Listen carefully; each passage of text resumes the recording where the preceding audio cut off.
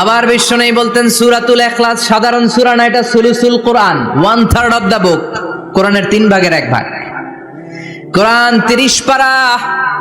এই সূরা একবার তেলাওয়াত করলে 10 পারার সওয়াব হয়ে যায়, 2 বারে পড়লে 20 পারার সওয়াব হয়ে যায়, 3 বারে পড়লে 30 পারার সওয়াব হয়ে যায়। পড়েন সুবহানাল্লাহ। 1/3 এই পুরো কিতাবের 1/3, 1/3 অফ দা বুক সুলুসুল কোরআন।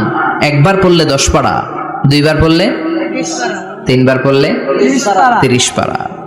অনেক মুহাদ্দিসিন এবং মুফাসসিরিনরা বলে না, সুলুসুল কোরআন 1/3 অফ দা বুক দিয়ে বিশ্বনবী এটা বোঝায় নাই। বিশ্বনবী বুঝিয়েছে অন্য একটা জিনিস। সেটা কি? সেটা হচ্ছে পুরো 30 পারা কোরআনের কথাকে যদি আমাকে 3 শব্দে আপনি আমাকে বলতে বলেন যে হুজুর পুরো 30 পারায় আল্লাহ কি বলেছে, আমি বলবো তাওহীদ, রিসালাত, আখিরাত। এই 3টা কথা পুরো 30 পারা কোরআনের ভেতরে আল্লাহ তাআলা আমাদেরকে বলেছেন। তাই কোরআনের যে সূরারই তাফসীর আমি করি না কেন, সেখানে হয় তাওহীদ, নয় রিসালাত, নয় আখিরাতের কথা সেখানে আছে না নাই? এজন্য পুরো কোরআনের শিক্ষাটাকে প্রেসাইজ করলে, কনসাইজ করলে 3টা শব্দ দাঁড়ায়, তাওহীদ, রিসালাত, আখিরাত।